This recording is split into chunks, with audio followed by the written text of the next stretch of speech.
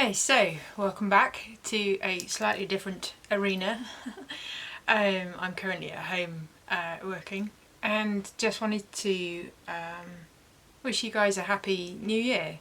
I haven't formulated any great thoughts on 2021 and or 2020 that matter, but I think eternally grateful that we've got through the year intact, and I hope that's the case for you as well. I've really enjoyed doing these YouTube videos and really enjoyed the community that has formed around Young Blooms on YouTube and across other social media platforms through this year, especially the Flower School. It feels like we've got a really good group of people that are supporting each other through their floristry journey, which I think is fantastic. So I am looking forward to 2021. I'm massively intrigued to see how it will play out. But I wanted to share the second part of the conversation that I had with Michelle Rogers, who you will have seen in the first half of the conversation. We carry on talking about business and building a business and what that looks like. So I know I've had some feedback from people which has been fantastic, just saying that they found it really useful, really encouraging. So I hope you enjoy it, and above all, I think wish you a happy 2021, happy New Year, and I hope and pray that things will work out for you.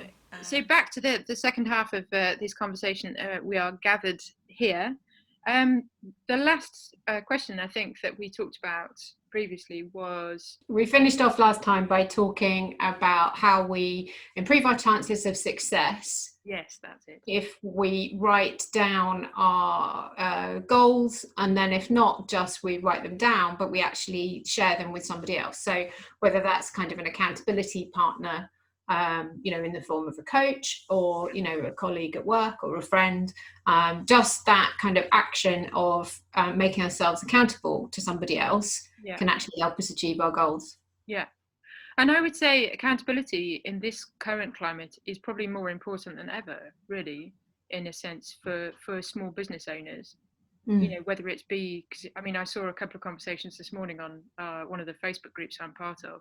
And it's a woman's similar situation to me, and she used the closed Facebook group for answering questions that are quite big questions. So she was kind of sticking a hand up going, I'm thinking of doing this, and this, and this. What do you think? And I think, when you are a one-man band or you've got you and maybe a couple of employees, having accountability is really useful when everything is so sort of uncertain. But I think too, the value of that is that feeling of that you're not alone, that you're not the only person that feels like they've lost their mojo or was hoping to come back in January feeling all sort of raring to go and suddenly feels like they've had a kick in the teeth. So to be able to say, this is what I'm thinking, what do you think? Not only might you get some useful advice, but you might get somebody saying, oh, thank goodness, I'm not the only person that feels like that. Yeah, absolutely. And to not, because I think I'm always conscious, and we talk about it a lot, the whole comparison thing, that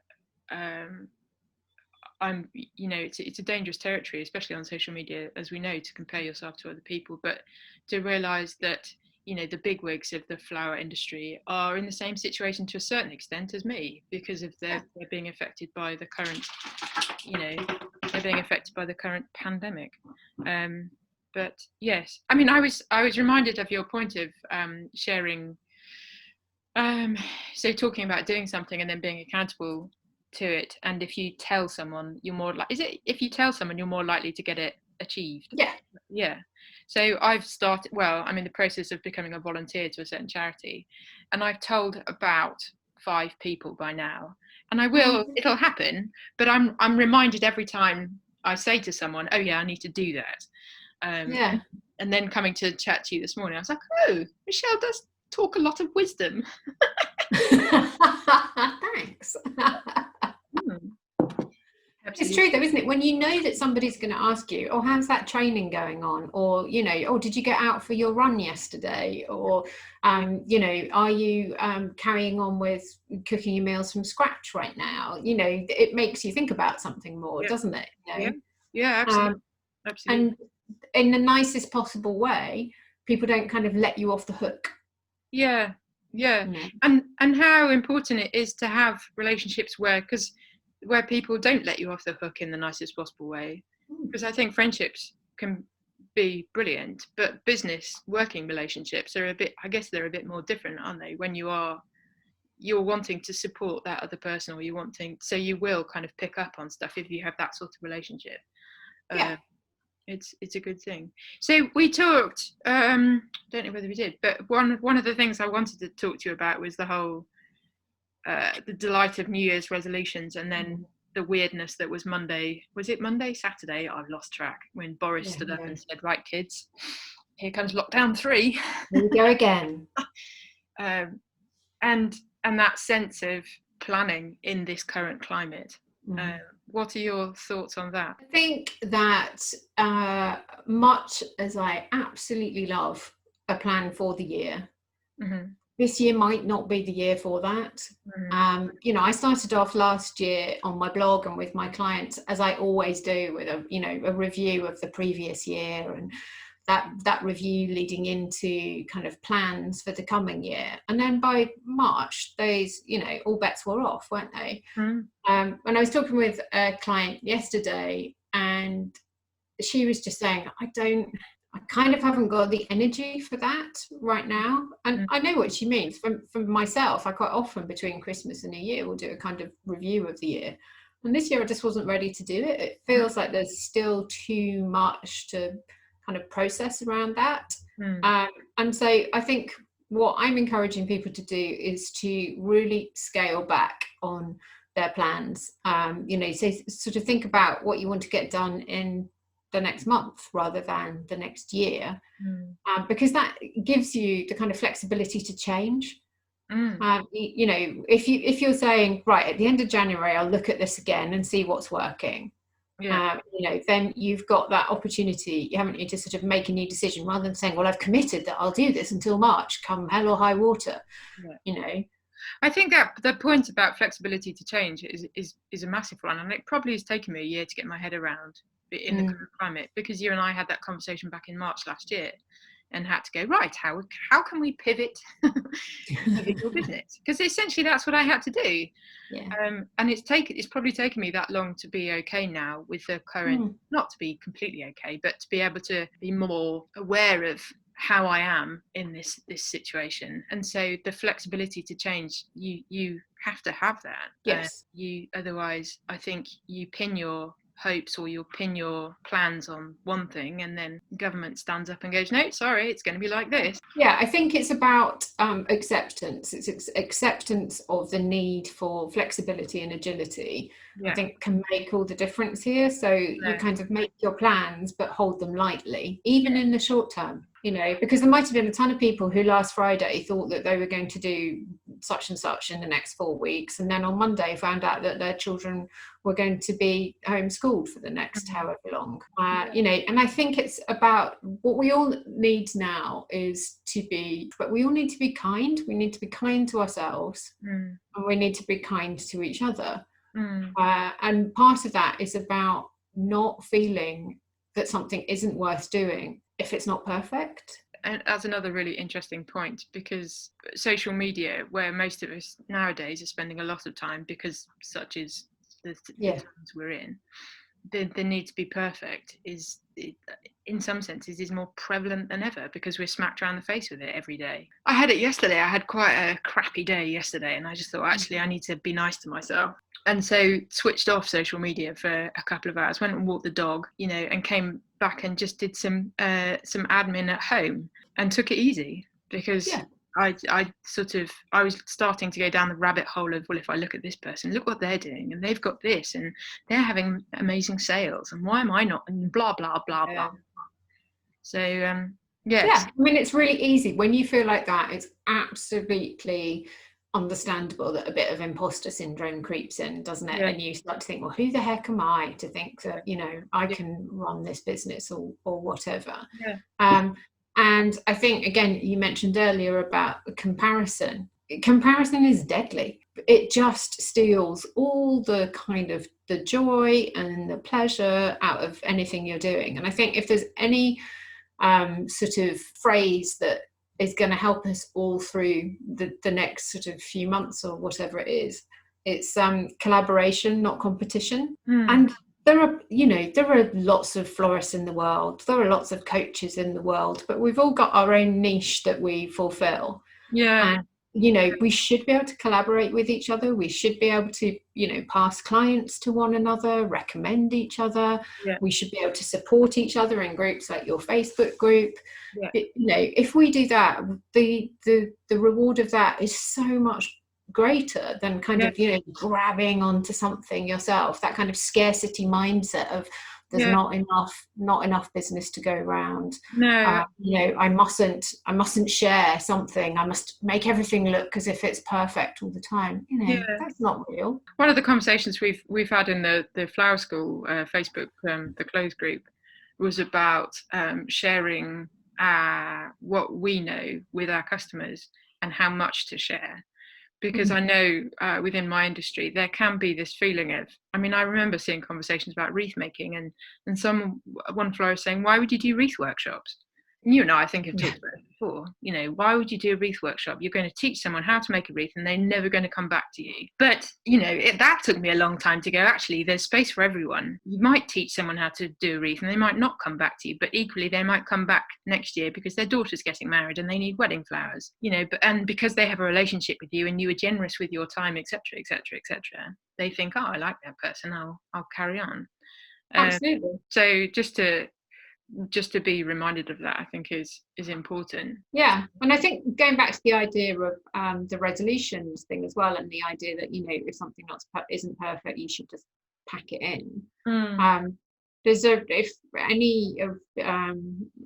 any of your floristry school enjoy reading, there's a really great book by an American author called John Acuff, and the book's called Finish: Give Yourself the Gift of Done, and it's all about actually following through on your goals and completing it.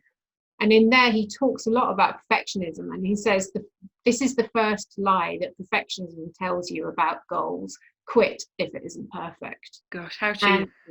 Exactly. And he says that the single most important day when you're working on your goals is the day after perfect. So the day when you've got up and been to the gym 3 days in a row, and then you don't go on the fourth day for some reason, and on the fifth day you're like, well, I didn't go yesterday, so what's the point? It's that getting back on the wagon again. So that's the most important day. It's not the fact that it's not about that you failed the day before, it's about that you start again and you keep on starting. Absolutely. And I think that's a really interesting point as well, because I was having a friend conversation. She's my next door neighbour, and I'm encouraged. She is an incredible, I call her an artist essentially. She creates, at the moment she's creating a woodland display, and one of my next YouTube projects is going to involve some of her work. And she makes these, so she's made these paper mache mushrooms, like toadstool like things. Wow. And I look at them and think, how the hell do you make that? And she goes, oh, it's nothing. It's like a cardboard tube. It's a bit of paper. It's so easy. Anyone could do it. I'm like, not everyone can do that. Yeah, so toadstools. So she makes these incredible toadstools, but she will downplay those toadstools and her ability to make them until she's blue in the face. And then you say, so she created this beautiful with had crocuses, a little robin, sort of bark and moss and these toadstools. They're beautiful. And I said, you could charge this much money for that. And she looked at me and she was like, what? Easy peasy. But for her, it's not perfect. She just sees the fact that she probably spent, I don't know, £5-10 on materials. And so all she can see is I guess she sees not the cheapness, but do you know what I mean? Recognise the value that it might have to somebody else. Yeah, that's it. And the fact that someone else could not envisage making that in any way, shape or form. And yet or might even choose not to. They might be able to. Let's go back to your wreath example. So somebody comes on a wreath workshop and now they know how to make a wreath. So next Christmas, do they make their own wreath? No, because they haven't got time, or they can't be bothered, or they want to come on a workshop with their friend because they had such a great time last year. Exactly. So your friend, your neighbour making the toadstools, I might see that and think, wow, that's amazing. I really want one of those for my mantelpiece or whatever. And she would say, oh, it's easy. I can show you how to make it. I'm like, you know what? I'm never going to make one, but can I pay you £25 for that one? Yeah, absolutely. Absolutely. And we were looking on Etsy, I guess as well, like going back to your point of relationship, I realise more and more, and especially in this current climate, that actually relationship counts for so much of a business in a way. So building relationship when times are uncertain and people don't have an element of control, the relationship you have with that person and the service that you provide is massively important. And I wonder whether we put enough worth behind that. And I think had someone sort of explained that to me when I was starting out, it would have helped me know that. I would think it would have helped me feel more confident in a way. Does that make sense? Yeah, I think it really does. And I think, now when things, aren't happening quite as much as we might like them to, now is the time to build on those relationships. And it's time to stay in touch with those, brides who were, hoping that their wedding was going to go ahead as planned in March or whatever. And, just chat with them, and there might be other options they could consider, or, just even be friendly, you have it going. What are your thoughts right now? Because just that kind of human interaction, knowing that somebody's interested in how you're feeling, is worth so much, isn't it? Yeah, definitely. So I think a sort of bit of cheery conversation, whether it's with a sort of, let's call them a colleague rather than a competitor, but with people in your group or whatever, might be exactly what they need to hear that day.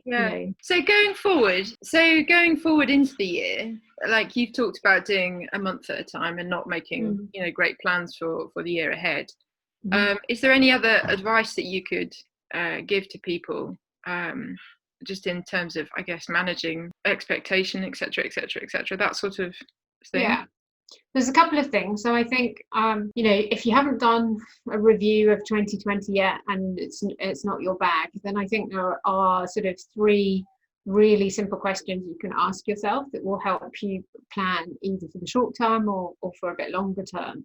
And I think that those questions would be, what should I stop doing, what should I start doing, and what should I continue doing?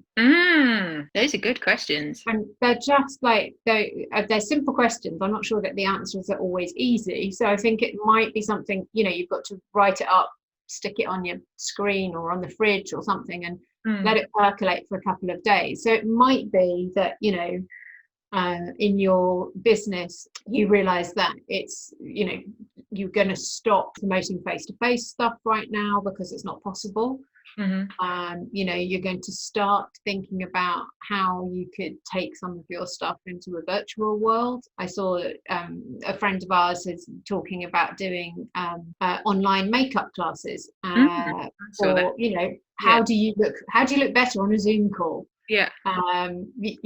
Brilliant idea. So she's looking at how you could do that. So that's something you could start doing. And what were you doing that worked, and so you need to keep on doing it. And these questions apply not just to kind of your business, but to life. If you're found that getting out at lunchtime every day really helped kind of refresh you and face the afternoon with a bit more of a spring in your step, then keep on doing that. Or start doing something. So those 3 questions: what should I start doing, what should I stop doing, what should I continue doing, I think are a really simple way to think about your planning for the next kind of month, quarter, whatever. I think it's brilliant. And how simple are those questions, like you say? And yet, they might have complex answers, but at least I think I know for me, my capacity is sort of up here at the moment.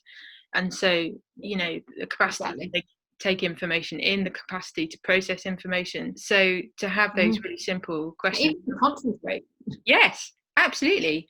I find reading a book difficult at the moment because I can read something for 5-10 minutes and then I'm like, meh, I'm just going, I need something really simple. I can't cope. So I think, yes, so putting them on your computer screen and putting them on your fridge or whatever, something that you can walk past and be reminded of. I might put them on my coffee machine. Well, there's somewhere you're visiting frequently. But I think, it's great because you can apply them to like really short-term stuff. And, if you get up in the morning, like you did yesterday, you felt a bit rubbish, a bit low, and it's quite difficult then to get started, isn't it? To sort of get yourself motivated to doing something. So if you, were to look at those 3 questions and think, what worked yesterday that I can keep doing today? Yeah. What did I start yesterday that actually I'm not in the right headspace for today, so I'm going to stop doing that today. I'm not going to keep on writing that business plan or doing my accounts or whatever. Yeah. They can just help bring a little bit of focus to your day in a day where focus is elusive. Yeah. And quite often when you get started with something like that, then the day becomes easier, doesn't it? It's like you're in motion, so it's easier then to sort of move on and do something else. Absolutely. I think there might be a blog post in there. Oh, that's really helpful. Start, continue will be my blog post for this week, but because I just think it's going to be so applicable to people that what we really don't need now is a massive feeling of kind of disappointment in ourselves that those big plans that we had were not achieving, so again, I would say do that whole thing of if it didn't work out yesterday, today's a new day. It doesn't have to be the 1st of January. It doesn't have to be the beginning of a new school year. Any day of the year is a good day to start something new and see how it works out. The other thing I think might be really helpful, there's just one other quick tip. I'm going to try and describe a visual thing in words now, which would be interesting. What I'm finding a lot at the moment is people are spending a lot of time worrying about stuff they can't control. And so if you find that that's where you are, it can be really useful to get a sheet of paper like A4, draw 3 concentric circles. Yeah. And I can, so in the middle circle, you've got things I can control. Yeah. And in the next circle out, you've got things I can influence. And in the third circle, you've got things I can neither influence nor control. And so if you just brain dump the day into those circles, you'll find that out in that outer circle, things I can neither influence nor control. It'll be things like, the schools are shut, or, Kent has turned into a lorry park and flowers are getting through. Yeah. Everything around the whole pandemic, that's all going to be out there. Then right in the middle, there'll be stuff that is actually completely within your control that you can do. You can decide to write a blog post today. You can decide to film a video today. You decide to get in touch with a client today. In the influence thing, you can get back in touch with somebody who is interested in your product and see if they'd had any more thoughts about it. You can't make them buy it, but you can influence them into thinking about it. Yeah. Just doing that helps you sort out your thoughts and means that you can take your energy right into that bit. Here's the stuff I can control, rather than spending all your time in that outer circle of I can do nothing about. Because I found this morning actually, and again, that's a really simple exercise that you can almost do that every day. But again, I found this morning as I was driving to work, I was going in on my thoughts and was concentrating on stuff that I had no control over, literally no control. But I was worrying about them, those things, quite a lot, to the point of feeling quite sort of anxious. And then got to work and thought, you silly girl, you can't control. Why are you, etc., etc. Yeah, it's giving yourself a talking to, but just acknowledging, like you say, what you can control and what you can't and what you can influence. I think that's a really useful exercise. But that's really helpful. Good. And nice to finish this conversation off. Thanks to Michelle Rogers from Thinking Space Coaching for sharing her wisdom.